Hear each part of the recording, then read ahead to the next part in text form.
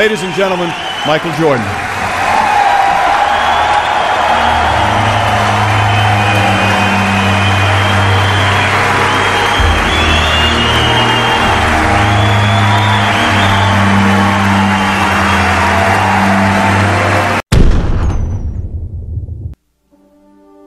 Every day, the first person there before the sun would be Jordan.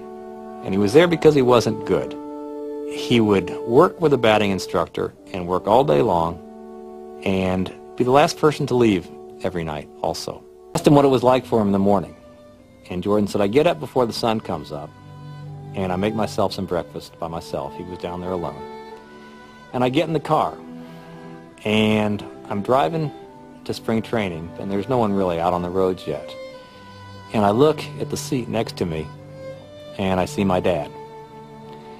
And I talk to him. I think to myself, Pops, we're doing this. We're doing this together. And the day would end, and he would say to the batting instructor, can we do a little more? I think I'm getting this. I think I'm learning this. I think I'm getting this. And that's when Sports Illustrated put him on the cover, saying that Michael Jordan has embarrassed baseball. And as I would watch him there every night as the sun was going down and the other ball players had left, and I would see this guy working to get better, Michael Jordan working to get better, I couldn't help thinking that if you ever have children, you ought to pray that they grow up someday to embarrass you like this. What it did teach me was don't be afraid to try. The worst thing that can happen is it doesn't pan out the way that you envision it. But at least you know that by giving it a shot. You never succeed without that possibility of failure. I mean, each time that I do something, I can either win or I can lose. And that inner confidence that you got to have to take that chance.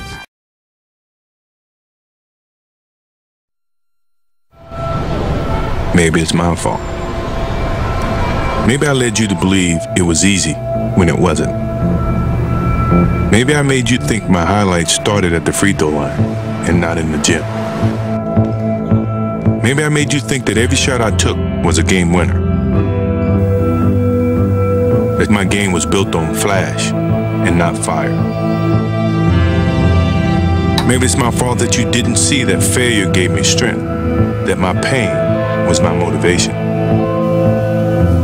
Maybe I led you to believe that basketball was a God-given gift and not something I worked for every single day of my life.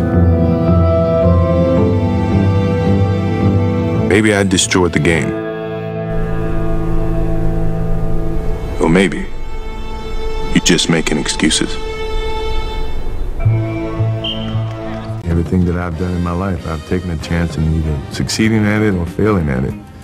But I've taken that chance, and I will not let the opportunity of failure stop me from doing something that I truly enjoy doing. Jones to Jordan, left at the top of the key, shoots from there, he scores! Jordan scores! Jordan scores! The Wizards win 93-92!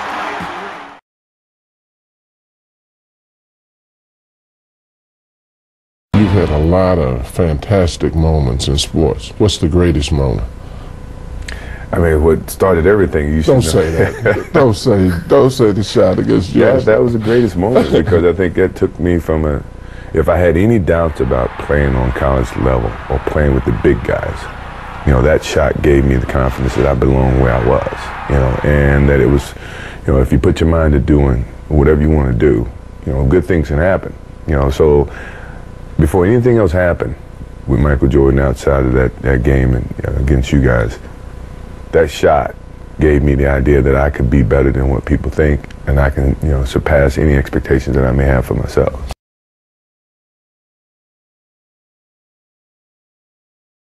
Let me turn it. What's your greatest disappointment in sports?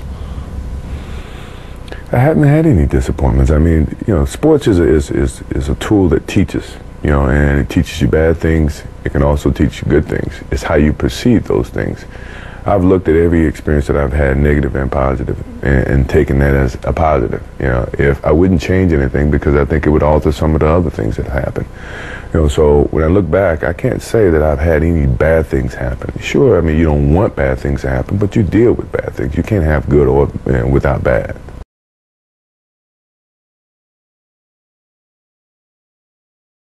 Who's your favorite guy to play against? Myself. If I can really elaborate on why I said myself more so than another athlete, is that because a lot of times I had to battle with myself to keep challenging myself. You know, that to me was why I would say that the biggest battle was myself, because when you get to a certain pinnacle, you got to find some ways to keep going out there for 82 games.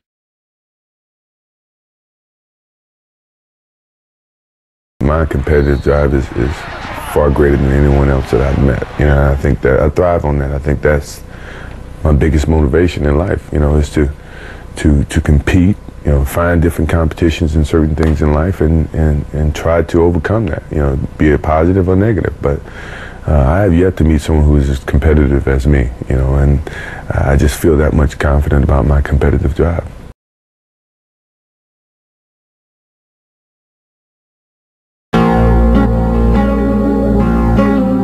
I've missed more than 9,000 shots in my career.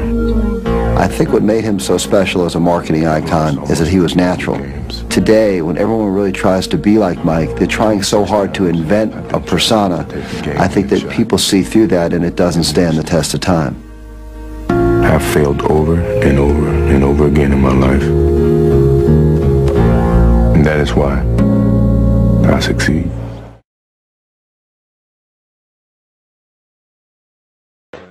He runs his corporate empire from high atop Chicago, the city that made him famous.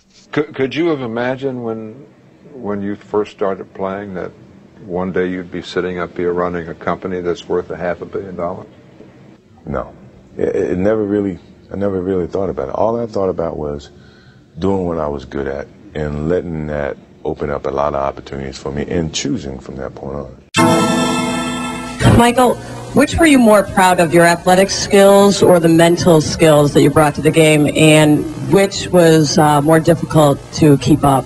The mental skills came with the education of the game, you know, that either I've learned from Coach Smith before I got here, or I learned in the course of the coaching staff that I've been endured with. The mental part is hard because you have to really learn, taking everything that you've learned over a period of time and apply that to your game and tie that into the physical aspect to your game and make the complete basketball player that you try to become.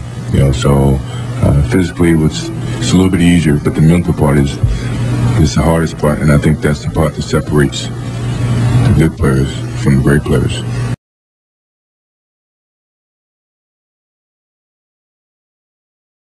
There's a lot of conversations about what your game is capable of achieving, and I'm a firm believer that if you have a good game, your game is going to say that. You know, you don't have to say it. So I guess it's trying to play down some of the trash talking, you know, animosity that's in words and the whole promotional thing. Let your game be your promotion, your marketing tool, and that was our whole era. You know, our game gave the labels of what our basketball skills were, and then the marketing came back around that. Now it's changed, you know.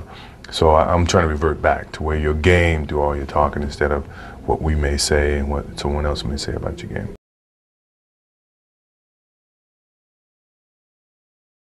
As you leave the game, what message do you want to leave to young athletes that are coming on? Be true to the game, because the game will be true to you. If you try to shortcut the game, then the game's going to shortcut you. If you put forth the effort, you know, good things will be bestowed upon you. You know, that's truly about the game. And in some ways, that's about life too.